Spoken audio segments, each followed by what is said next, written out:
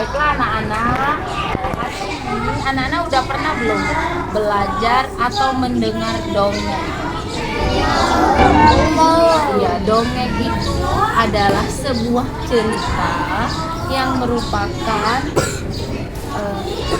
pengembangan daya hayal atau cerita yang diceritakan secara turun-temurun yang kebenarannya tidak bisa dipertanggungjawabkan, tetapi di situ ada unsur-unsur pembelajaran, ada pembelajaran yang bisa kita ambil dari sebuah dongeng.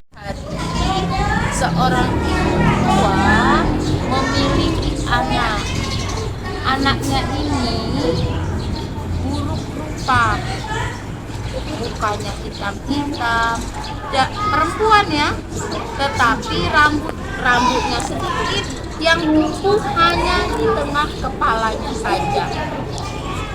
Tetapi karena ibu itu sangat mencintai anaknya, ibunya selalu memanggil anaknya si cantik jelita.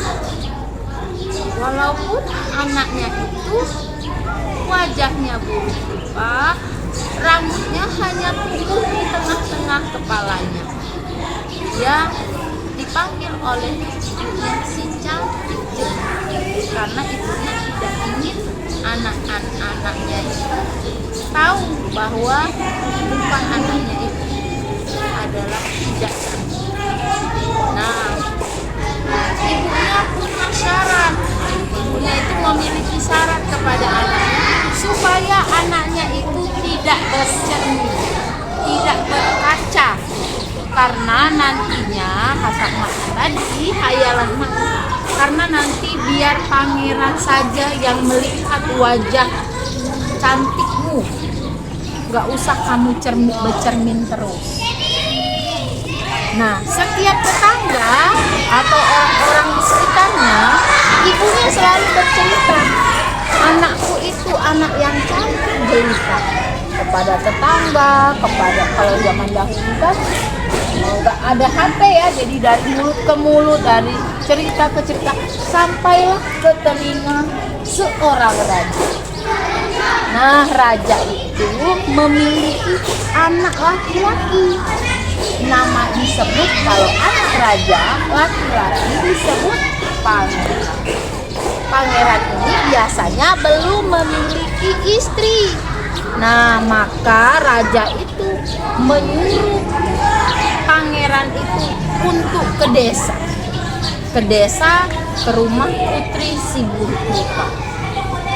Jadi untuk membuktikan apa benar bahwa anak yang disebut-sebut itu merupakan anak yang gadis yang cantik jelita.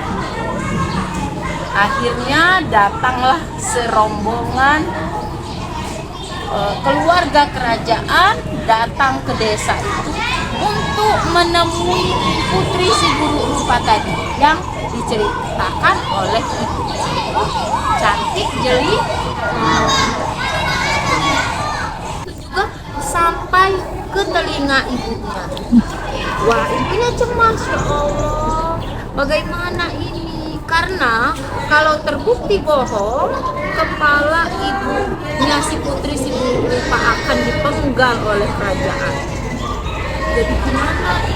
Katanya, dia gelisah ibunya. Rupanya sampailah rombongan kerajaan itu ke rumahnya putri si buruk rupa. Maka ibunya putri si buruk rupa itu menutupi kepala putri si buruk rupa dengan selendang yang sangat panjang. Katanya putriku ini sangat cantik jelita, jadi tidak boleh sampai orang lain yang melihat selain pangeran. Jadi jika sampai di kerajaan baru boleh tutup kepalanya.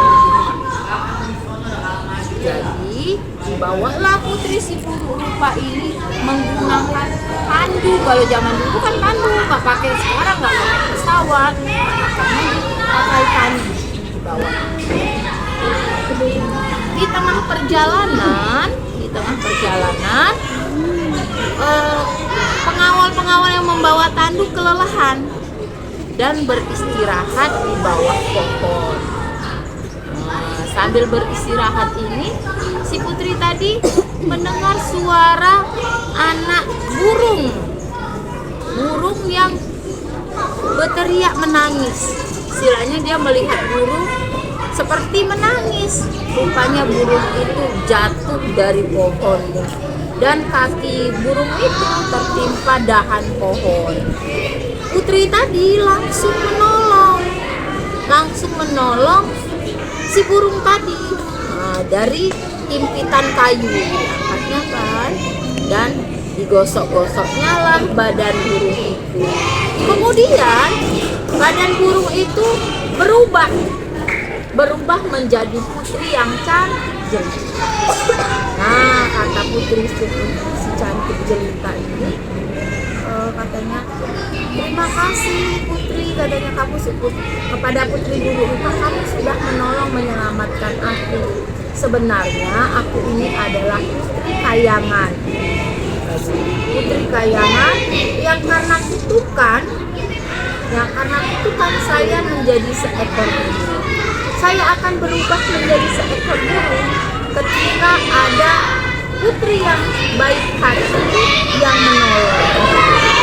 Putri si buruk rupa ini kemudian ditanya, apa yang ingin kamu minta dari saya, sehingga sebagai ucapan terima kasih, rupanya si putri si buruk rupa tadi hanya ingin wajah saya ini, katanya, kalau dilihat pangeran menjadi sangat cantik seperti apa yang diimpikan oleh ibu saya. Maka putri yang si buruk rupa tadi berubah menjadi putri yang cantik. Tetapi sampai di kerajaan tetap tertutup dari kain itu. Kemudian ketika dibuka oleh pangeran, benar-benar itu putri yang cantik jelita. Nah, begitulah akhir ceritanya. Akhirnya putri yang si buruk rupa itu menikah dengan pangeran dan mereka hidup berbahagia. Suka jadi putri yang cantik. Jadi seharusnya kita dengan ibu kita bagaimana? Ya, hormat, sayang, membantu, menolong. Nah, anak-anak kelas 55 bisa juga belajar dengan cara mendongeng.